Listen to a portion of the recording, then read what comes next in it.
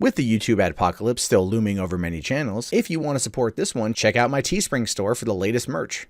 Hey, what's going on, everyone? My name is Matt Jarbo. This is the Monday Matt channel, and I wanted to give my thoughts on the Xbox E3 press conference for 2018.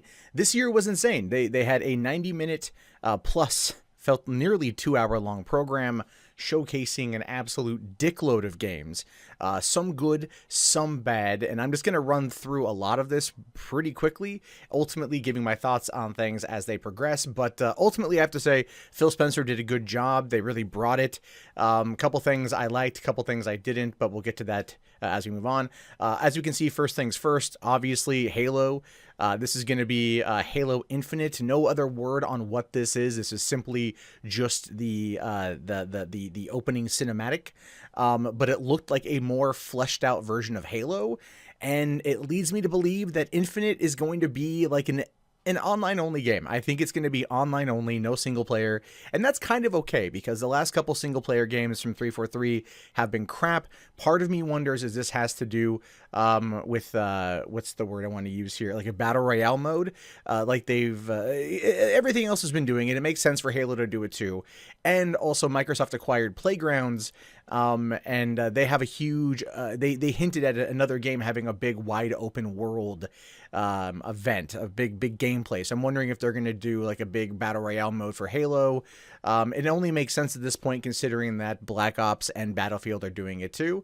You've also got Sekiro Shadows Die Twice, which is from Software, and oh my god, that looks pretty freaking cool. It is basically just, you know, Samurai meets Dark Souls. And a lot more action, and it looks like a lot of fun, and your arm can do some pretty crazy shit, and it's samurai, and I'm sold, and I'm definitely sold. I love From Software. They have not delivered yet on their games. People were hoping probably for Bloodborne 2. We might get that tomorrow at the PlayStation 1, but in the meantime, oh hell yeah, let's do this and let's see what happens. Up next is Fallout 76, which Todd Howard introduced. I was not expecting them to give us anything on Fallout 76, considering the Bethesda event is in about 3.5 hours from right now. But we get to see a bit more of what's going on in that world. We see here that it's a lot more vibrant, a lot colorful. It takes place 300 years after nuclear fallout. The fallout is settled, and it's your time to rebuild. And it looks like they're very much going to pull from something that's not as bleak as Fallout 3 or Fallout New Vegas or Fallout 4, and no word on when it comes out, but it's going to be pretty dope, and I guess it's a prequel as well. So I don't know, we're going to have to wait and see what happens with this one, but give me more Deathclaws, and I'm going to be pretty happy. Then you've got this one here called Captain Spirit, which is one from Square Enix that comes across very much like it's a take, it's from the Life is Strange universe, where it looks like this kid just becomes Captain Spirit. He kind of has this wide imagination, very varied imagination, and it looks like it's meant to be more of a coming of age story about also what it's like to be a child and the imagination that children hold. No supernatural elements, no weird elements about it, nothing that's going to keep you up at night, and it looks like something that can be played with families, and you can download it coming out on June 26th. I don't know if it's the full game or if it's episodic. They weren't really clear about that, but it does look pretty cool, and I happen to have the Xbox Games Pass, so I'm definitely going to give this one a go, because honestly, as I was watching this whole trailer, my first thought was I could play this with my daughter when she's older, but in the meantime, she can check it out right now too. Then you've got Crackdown 3 led by Terry motherfucking Crews, and look, this game was rumored to be pushed back to the 2019, and it is. It's being pushed back to 2019, 100%, but they finally got a lot more out of it, and it was a very stylized trailer, very action-packed. This screen grab is not necessarily the best. It doesn't convey it the best, but it did look really good, and Terry Crews in anything makes it better. And Crackdown 3 is coming out in February of next year, the same month as not only Anthem, but Days Gone, and another game as well that I can't think of right now. But it's going to be a very big broke February month. But something to keep an eye out for if you happen to enjoy the other Crackdown games, or if you enjoyed the first Crackdown, because let's face it, Crackdown 2 kind of sucked. This was followed up by Metro Exodus, which is one that they showed us a trailer for last year. This gave us a lot more. We got to see a bit more in terms of the world. Again, these are just kind of screen grabs that a friend of mine took that I'm just pulling from, and we finally get to go on the the top level, right? And you play as Artyom, which leads me to believe that you were playing as Artyom's son because Artyom died in Last Light, but his girl was pregnant. So I think that's going to be that. It's going to take place probably 20 some odd years past the events of Last Light. The on-the-fly customization for your weaponry looks amazing. The combat looks like a lot of fun, and it's another Metro game, so I'm 100% on board with that. So yes, please. Then we also get Kingdom Hearts 3, which is coming out January of next year. I think January 29th. And just look at the graphics here. I mean, Rapunzel looks like it's coming out of the animated film from 2011. You know, even Herc here looks really great. You know, Frozen. That sounds like the voice actress from Frozen playing Elsa. One of my biggest complaints with this was it looked like they're spending a lot of time in the Frozen universe, which is not something I'm a gigantic fan of, considering I felt that Frozen is probably the weakest Disney animated film in quite some time. It's got a horrible story and a horrible message, and I don't know why it's as popular as it is, but it is nonetheless, and Disney wants to bank on this. Probably why they have made this game maybe that was one of their stipulations for Kingdom Hearts 3 was focus on Frozen, and Frozen 2 does come out in the fall of 2019. So this is a way to kind of get more people into Frozen who are big Square Enix fans and big Kingdom Hearts fans. But I will admit the game kind of, it ravaged my heart a little bit. Like I was not looking forward to it. And then I saw this trailer and I'm like, God damn it, I'm going to play it. But what I'll do is I'll wait for my brother to get it, play it, and then I'll borrow it off of him. Then we've got We Happy Few, which is launching in August, and this one looks like pretty cool. It wasn't like a lot of gameplay. This is cinematic, but it gives you an idea of what to expect, and people out there I think are really going to enjoy it when it launches later on this summer. And I think it's going to be finally getting to see it come out is going to be good. I'm not sure if this is an exclusive. I feel like this was an exclusive, but I could probably be wrong on that one. Then we get The Division 2, and again, these are just some screenshots from The Division, what they showed us. Now, what you have to understand is I'm a big Division fan. When Division 1 launched in March of 2015, man, oh dear God, logged in hours. Sorry, not 2015, 2016. I logged in some serious hours with my friends playing that game, leveling my character up, and that was kind of my group, my clan. We played this game pretty much every single night. This one looks to be very much the same. The Snowdrop engine looks wonderful. Massive Studios is really bringing a lot more color and a lot more dynamic environments to the mix. Looks like the menu here has been really upgraded, and the combat looks like a little bit updated from Division. It doesn't look that much different, but I will say I love the water effects when they drop the Seeker Mine. That looked wonderful, and playing in Washington, D.C. is going to be interesting. My only real complaint with that, or not complaint, but my thought kept going to the fact that when the Division launched, there was a whole bunch of progressive bloggers that were just like, oh, well, you know, you're shooting civilians in New York City, right? Like the thug gang members are basically trying to claim racism. Well, Washington, D.C. Is a setting here, and the civilians were left by themselves. Washington, D.C. has a very large African-American population.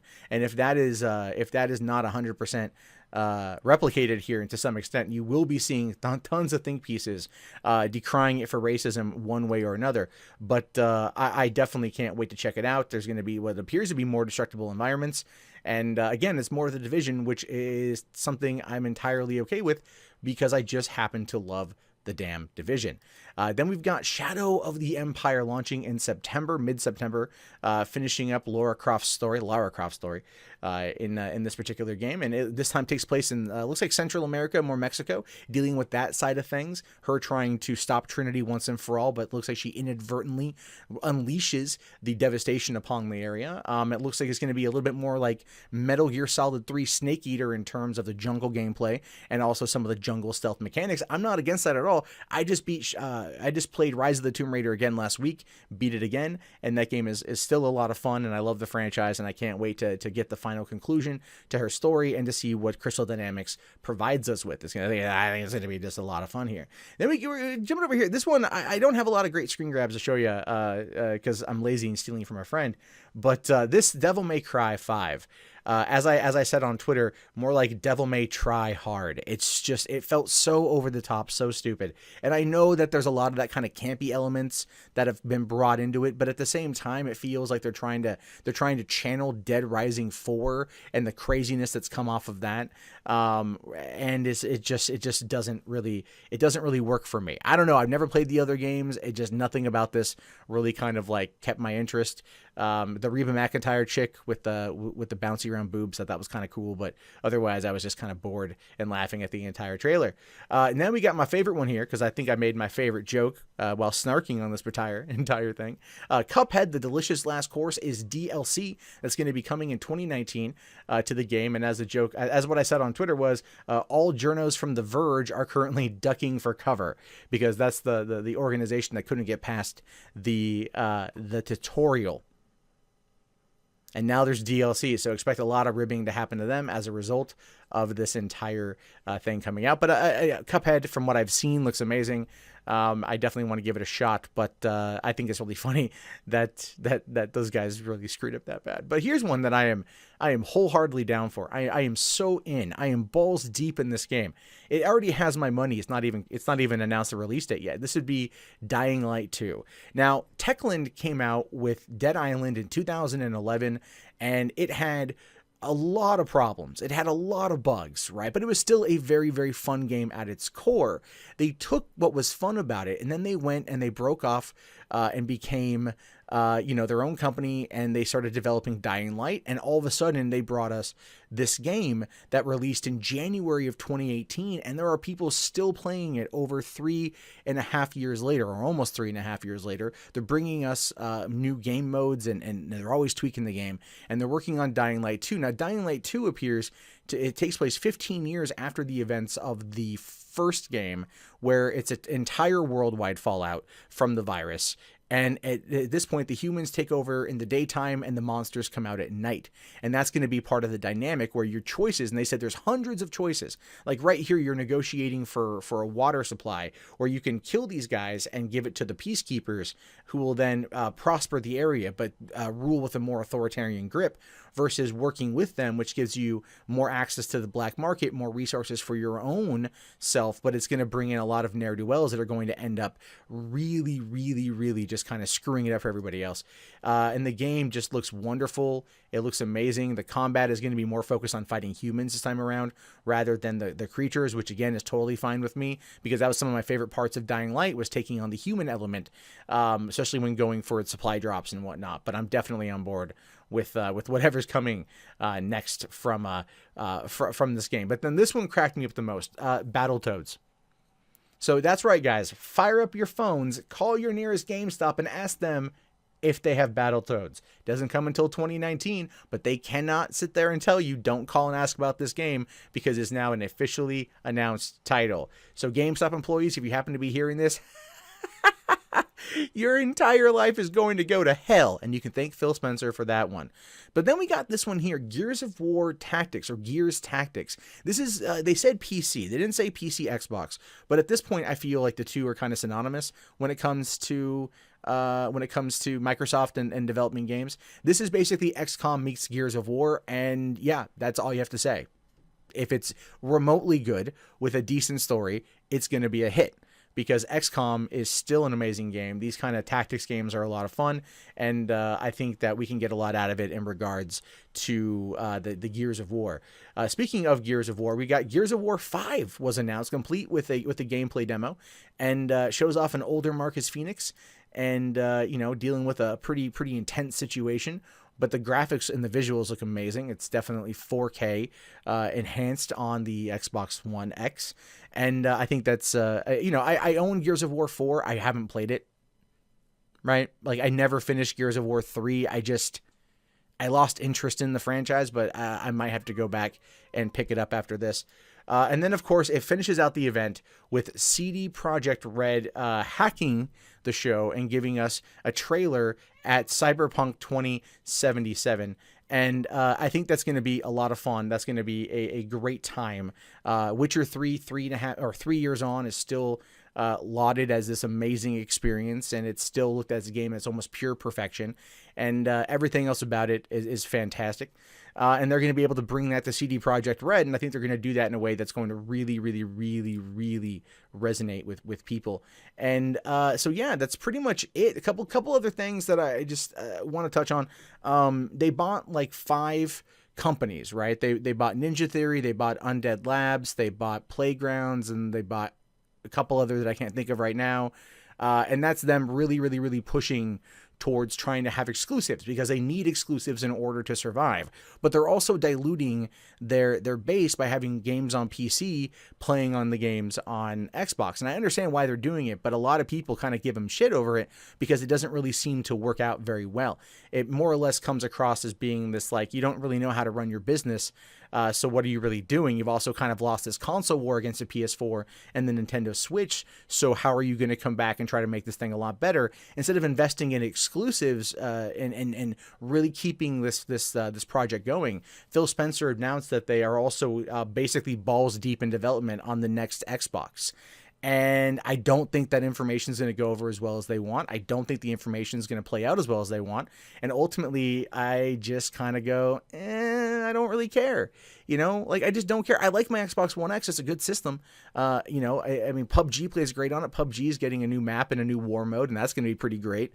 Even though it's basically competing with Fortnite, and it's going to try to sue them again, probably over something that they created after the fact.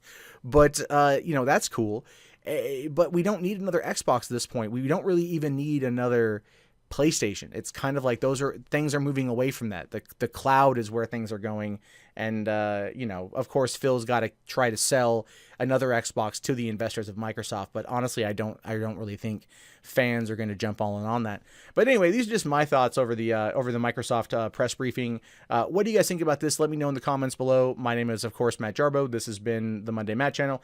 Also, look for my thoughts on the Ubisoft and Bethesda and PlayStation 1s coming up tomorrow. I will talk to you guys later. Have yourself a fantastic day, and peace out.